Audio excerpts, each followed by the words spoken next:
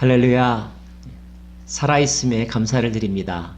그리고 함께하는 여러분들이 있음에 하나님께 또한 감사를 드립니다. 오늘은 마가복음 11장 말씀을 함께 배우며 또 교훈을 묵상하고자 합니다. 11장은 예수님께서 예루살렘 성에 들어가시는 장면으로 시작합니다. 흔히들 종료주일이라고 일컫는 사건이 바로 오늘 본문의 사건인데요. 예수님께서 베다니에서 벳바게를 거쳐 예루살렘 성에 들어가시는 그런 장면, 여러분 잘 기억하시죠? 9절 말씀에 많은 사람들이 나와서 예수님을 맞이하는 모습이 묘사되어 있습니다. 앞에서 가고 뒤에서 따르는 자들이 소리 지르되 호산나 찬송하리로다. 주의 이름으로 오시는 이여 찬송하리로다. 오는 우리 조상 다윗의 나라여 가장 높은 곳에서 호산나 하더라. 예수님께서 나귀 타고 들어가실 때 사람들이 보인 반응이죠. 그런데 이때 모인 사람들은 사실 어떤 이들이었습니까? 그들은 그저 평범한 사람들, 백성들이었습니다. 그들은 정치의 내부자들이 아니었기 때문에 정치의 속성도, 권력의 속성도, 또 권력자들이 어떻게 결정하고 어떻게 그 결정한 바를 집행하는지 잘 알지 못하는 사람들, 그저 검증되지 않은 소문에 따라 이리저리 움직이는 사람들, 정보가 제한된 사람들, 그러나 그저 사람답게 살아보고자 하는 소박한 꿈을 가진 사람들, 요즘 말로 하면 소시민들, 그들은 오늘 오는 다윗의 나라, 다윗의 나라가 오고 있다라고 그렇게 소리 지르고 있습니다. 그런데 사실 그들의 이 표현은 예수님이 생각했던 그 내용과는 좀 다른 것이었어요. 성경을 읽다 보면 우리는 제자들의 생각과 예수님의 생각, 또 백성들의 생각과 예수님의 생각이 너무나 다르다는 것을, 격차가 크다는 것을 알게 되죠. 자, 그럼에도 불구하고 예수님은 어린 나귀를 타고 사람들이 몰려들 것을 뻔히 아시면서 또 그들이 예수님이 생각했던 것과는 다른 생각을 가지고 예수님을 맞이한다는 것을 알면서도 이 퍼레이드를 지속하셨습니다. 왜 이런 일을 하셨을까? 이것은 구약 성경 말씀, 예언의 말씀을 성취하기 위해서. 스가랴 9장 9절 말씀이 인용되죠. 시온에 따라 크게 기뻐할지어다. 예루살렘에 따라 즐거이 부를지어다. 보라, 내 왕이 내게 임하시나니 그는 공의로우시며 구원을 베푸시며 겸손하여서 나귀를 타시나니 나귀의 작은 것 곧 나귀 새끼니라. 주님은 하나님의 말씀대로 사는 것, 하나님의 말씀을 자신의 삶을 통하여 성취하는 것, 여기에만 집중하셨던 분입니다. 오해는 시간이 지나면 풀려날 것이기 때문에 주님은 단지 말씀을 성취하는 삶, 여기에만 집중하셨다는 것. 오늘 시대를 살아가는 크리스찬인 저와 여러분이 깊이 묵상하고 따라야 될 삶의 모델이라고 저는 믿습니다. 그리고 그 예루살렘 성으로 가는 과정 중에 무화과 나무에게 하신 말씀이 있죠. 무화과 나무를 저주하셨다. 보통 이렇게들 이야기하죠.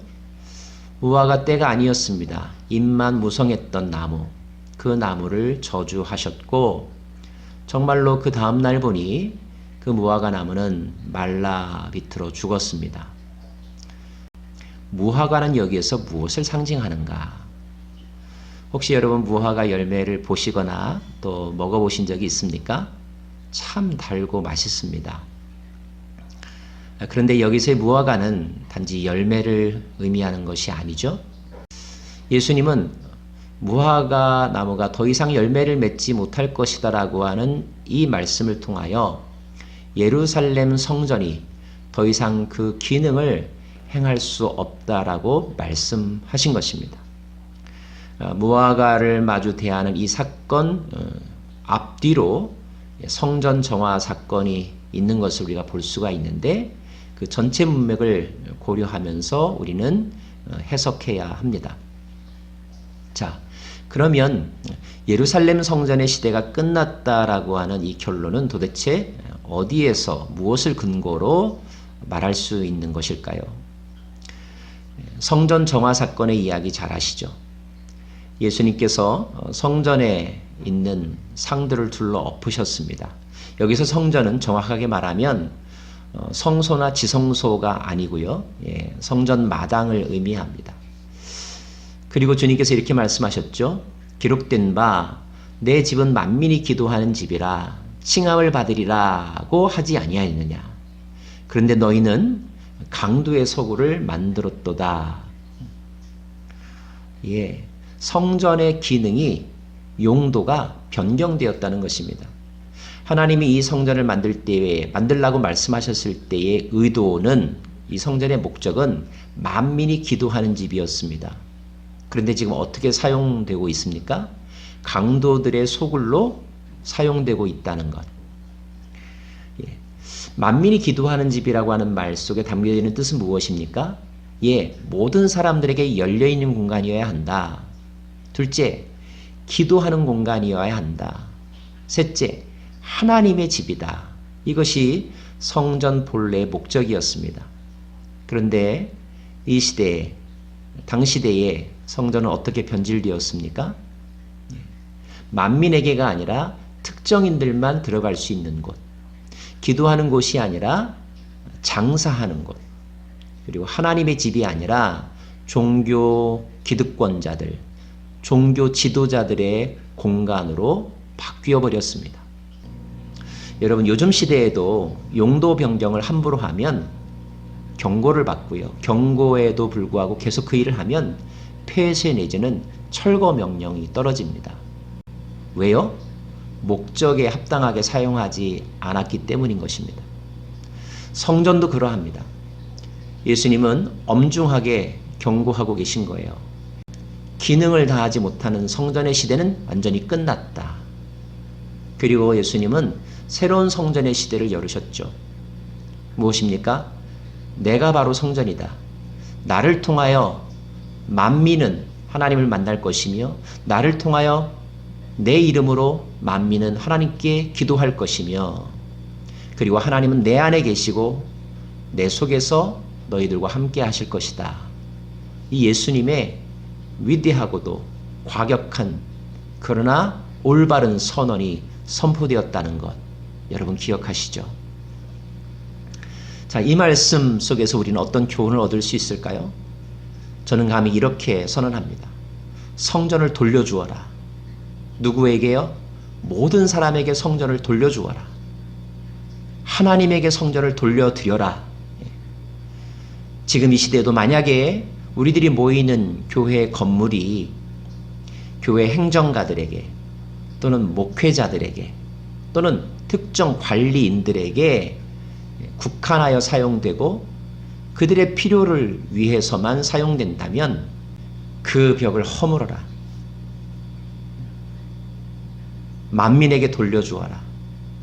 이것이 오늘의 메시지인 것입니다. 그리고 주님은 말씀하십니다. 하나님을 믿으라. 여러분, 성전과 연장선상에서 믿음을 말씀하시는데 하나님을 믿으라고 말씀하고 있습니다. 무슨 뜻입니까? 사람을 믿지 말아라. 권력자들을 믿지 말아라. 대제사장들을 믿지 말아라. 하나님만을 믿어라. 그리고 믿음에 대해서 이렇게 풀어주십니다. 23절 말씀, 누구든지 이 산더러 들리어 바다에 던지라 하며 그 말하는 것이 이루어질 줄 믿고 마음에 의심하지 아니하면. 이 말씀 때문에 어떤 분들은 산을 보고 또 소리 질러 보기도 하고 또 소리 질렀는데 그대로 되지 않아서 이렇게 우울해하기도 하시는데요. 이 말씀의 뜻은 의심하지 말고 믿으라. 의심하지 않는 믿음을 말씀하신 것입니다. 24절 말씀, 내가 너희에게 말하노니 무엇이든지 기도하고 구하는 것은 받은 줄로 믿으라. 그리하면 너희에게 그대로 되리라. 이 말씀은 이게 믿었다면 믿음의 생각을 해라 이런 말입니다. 말로는 믿었다고 말하면서 생각은 믿음대로 하지 않는 경우들이 있잖아요. 믿음을 고백했다면 믿음의 생각이 있어야 한다는 것입니다. 25절 말씀은 아무에게나 혐의가 있거든 용서하라. 그리하여야 하늘에 계신 너희 아버지께서도 너희 허물을 사하여 주시리라.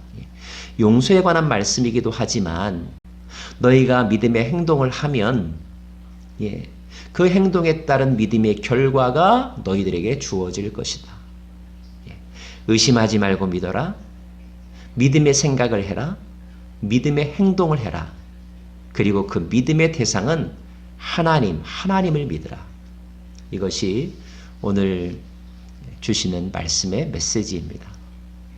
당대의 많은 소시민들, 사람들은 제사장을 믿었고요.